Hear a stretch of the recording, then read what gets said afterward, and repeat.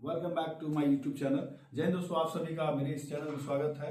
और मैं बढ़ते हुए सीरीज में आज आपके सामने लाया हूं संविधान का सबसे इम्पोर्टेंट चैप्टर आपात उपबंध, जो कि आगामी बिहार में जो भी एग्जाम होने वाले हैं डीओ बिहार, एसएससी सीजीएल 4 और बिहार एसआई का, उसके लिए बहुत इंपॉर्टेंट है। यहाँ से एक दो सवाल पूछे जाएंगे। आपकी छोटी सी मेहनत के कारण ये दो सवाल आपको आराम से आ जाएंगे। यहाँ पे कंफ्यूजन होने की बात नहीं, मैं आपको बेहतरीन तरीके से समझाऊंगा, इससे बाहर नहीं पूछे जाएंगे। चलिए हम बात करते हैं कि भारतीय संविधान में तीन तरह के आपात का उपबंध किया गया है। तीन तरह का आपात कौन कौन सा आपात है? एक है राष्ट्रीय आपात, अनुच्छेद 352 के तहत राष्ट्रीय आपात लगाया जाता है। दूसरा है राज्यों में राजकीय आपात, जिसको राष्ट्रपति शासन के नाम से हम लोग जानते हैं। तो राष्ट्रपति शासन अनुच्छेद 356 के तहत राज्यों में लगाया जाता है। फिर बात करते हैं तीसरे आपात की, तो तीसरा आपात है वित्तीय आपात। वित्तीय आपात जो है अनुच्छेद 360 के तहत लगाया जाता है। वित्तीय आपात लगाया जाता है जब आपकी अर्थव्यवस्था चरमरा जाती है, वित्तीय संकट आ जाता है, उस स्थिति में लगाया जाता है। बारी बारी से हम सबके बारे में स्टडी करते हैं। 352 यहाँ पहला जो पॉइंट है राष्ट्रीय आपात के बारे में। राष्ट्रीय आपात के समय संघ राज्य के मध्य शक्ति का विभाजन समाप्त हो जाता है। कहने का मतलब ये है कि ये जो संघ राज्य के मध्य शक्ति का विभाजन, इसका कहने का मतलब ये होगा कि संघ को अपने विषय दिए गए हैं जिसपे वो कानून बनाएगा, राज्य को अपने विषय दिए गए हैं जिसपे वो कानून बनाता है।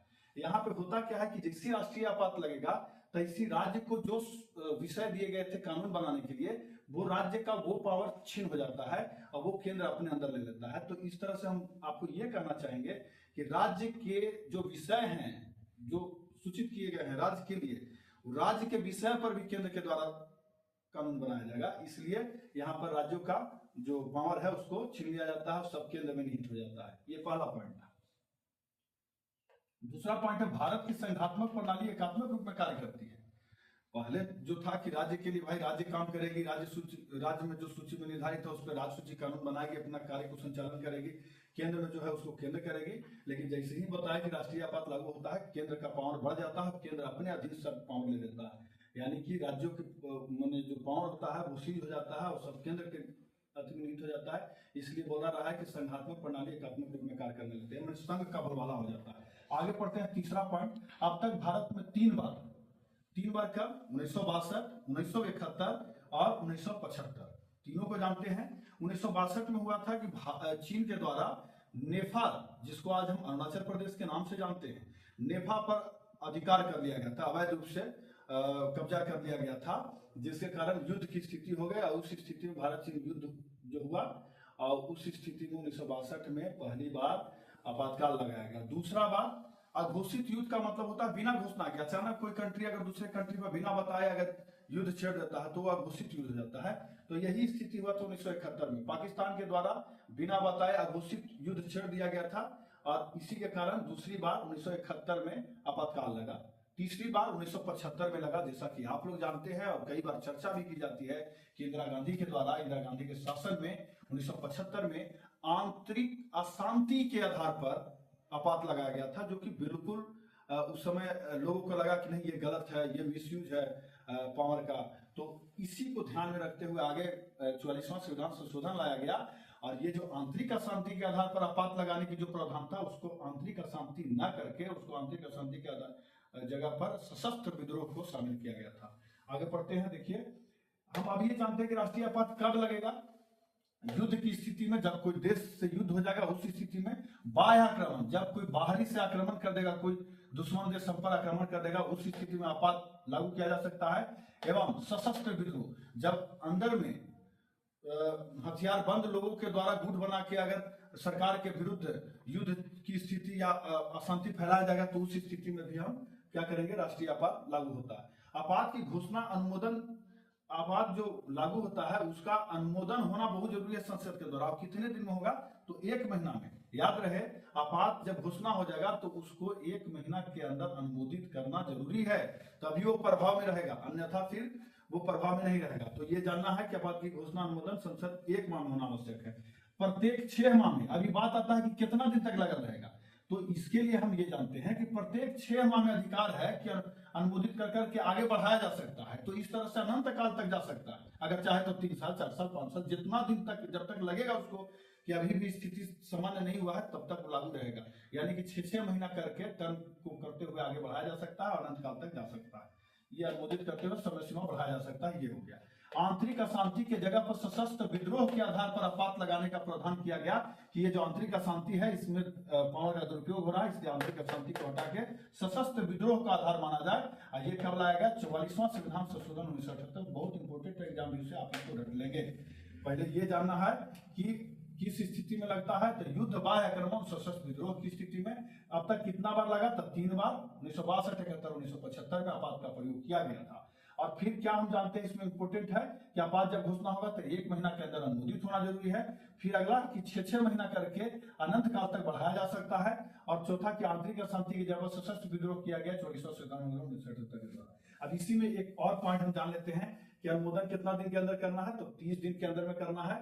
पारित, जो पारित किया जाएगा आपात को, तो आपात को पारित करने के लिए 2/3 बहुमत या विशेष बहुमत से पारित किया जाता है। याद रहे, ये जो आपात है इसको विशेष बहुमत से पारित करना होता है, लेकिन ये जो अन्य 2 प्रकार के आपात है ये साधारण बहुमत से पास होते हैं। तो ये विशेष बहुमत से पास होता है। 6-6 माह करके अनंत काल तक बढ़ाया जा सकता है। अब आगे चलते हैं।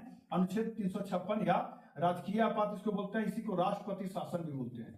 राष्ट्रपति शासन 356 के तहत।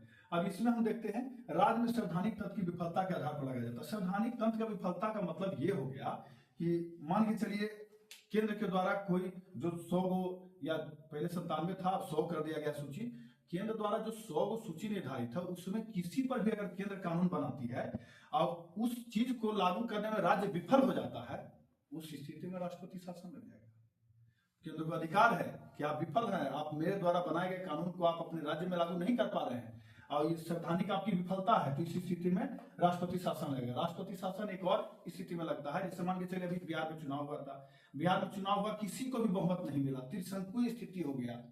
तो उस स्थिति में मान के चलिए राष्ट्रपति अगर सबसे जो ज्यादा सीट लाए हैं उनको अगर राष्ट्रपति देता है कि 1 महीना का हम समय देते हैं, आप राज्यपाल के द्वारा समय दिया जाता है कि आप 1 महीना में अपना जिनको भी है अपना बहुमत पेश करें और सरकार बनाए। अब देखेंगे राज्यपाल की कोई नहीं हो पा रहा है, किसी का बहुमत नहीं जुट पा रहा है, त्रिशंकु स्थिति हो रहा है, तो वो फिर राष्ट्रपति को इस संबंध में सूचना देंगे और इस तरह से राज्य में राष्ट्रपति शासन लग जाएगा।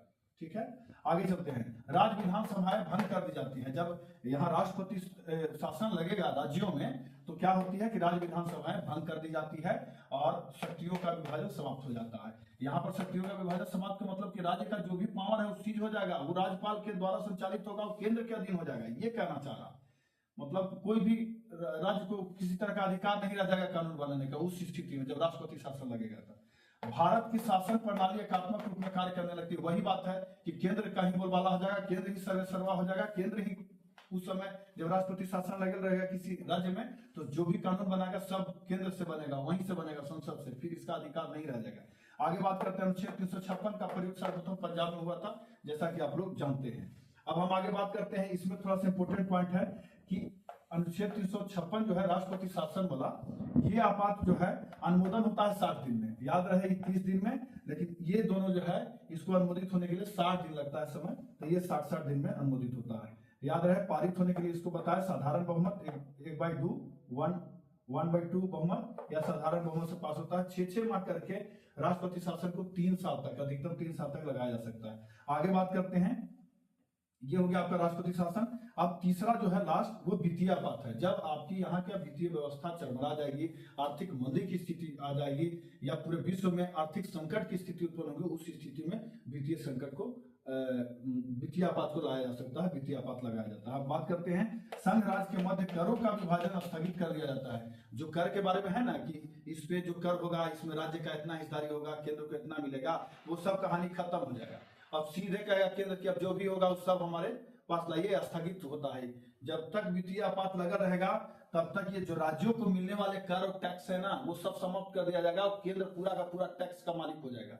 दूसरा पॉइंट है, इस दौरान संघ राज्य में जितने भी कर्मी हैं, चाहे हम हो या रेलवे में कार्यरत कर्मी हो, यूपीएससी हो, बीपीएससी हो, माने केंद्र राज्य में अधीन में जो भी सरकारी कर्मचारी कार्यरत हैं, इवन कि उच्चतम न्यायालय, उच्च न्यायालय के न्यायाधीश और मुख्य न्यायाधीश की भी वेतन और भत्ता में कटौती पेंशन में किया जा सकता है। यह अधिकार है कानूनन, इस चीज को याद रखेंगे। अब बात करते हैं अनुमोदन। वित्तीय आपात का अनुमोदन 60 दिन के अंदर करना होता है। पारित इसको 1/2 बहुमत अर्थात साधारण बहुमत से राष्ट्रपति द्वारा समाप्त करने की घोषणा तक ये वापस जब तक राष्ट्रपति इसको वापस घोषणा करके नहीं ले लेता है तब तक ये लागू रहता है। यानी कि एक बार जब विधि आपात लग गया तो फिर वापस बिना ले ही रुकता नहीं है। आगे चलते हैं, कुछ इंपोर्टेंट फैक्ट्स है। मंत्रिमंडल के सिफारिश पर राष्ट्रपति को, मतलब मंत्रिमंडल सिफारिश करता है राष्ट्रपति को आपात लागू करने के लिए। आगे पॉइंट है, भारत सरकार का दायित्व है कि वह राज्यों की रक्षा बाह्य आक्रमण एवं आंतरिक अशांति से करे। यह अनुच्छेद 355 में, ये जो आंतरिक अशांति है सशस्त्र विद्रोह हो गया, याद रखिएगा। अनुच्छेद 355 में ऐसा कहा गया है कि भारत सरकार का दायित्व है कि राज्यों का वो बाह्य आक्रमण और सशस्त्र विद्रोह की स्थिति में उसका रक्षा करे। 355 इंपोर्टेंट पॉइंट है। आगे देखिए, राष्ट्रपति को एक और अधिकार मिला हुआ अनुच्छेद 359 के तहत कि जब आपात लागू होगा उस स्थिति में राष्ट्रपति को पावर है कि जो भी व्यक्ति को संवैधानिक तरीके से मौलिक अधिकार दिए गए हैं उस मौलिक अधिकार को समाप्त कर सकता है अनुच्छेद 359 के तहत राष्ट्रपति। लेकिन इसमें इंपोर्टेंट पॉइंट ये भी है कि मौलिक अधिकार में जो दो अधिकार है मौलिक अधिकार, ये आपातकाल की स्थिति में भी राष्ट्रपति नहीं इनको वंचित कर सकते हैं। इसी के 20 अनुच्छेद 20 के तहत और 21 प्राण एवं दैहिक स्वतंत्रता, दो सिद्धि में संरक्षण का अधिकार, इस दो मौलिक अधिकार से आप वंचित नहीं कर सकते हैं। आज के लिए इतना ही। अगर आपको ये वीडियो अच्छा लगे तो लाइक, कमेंट और सब्सक्राइब करें। और अगर आपको किसी तरह का सलाह देना है तो आप कमेंट में सलाह दे सकते हैं। आज के लिए इतना ही, फिर मिलेंगे नेक्स्ट वीडियो में। जय हिंद।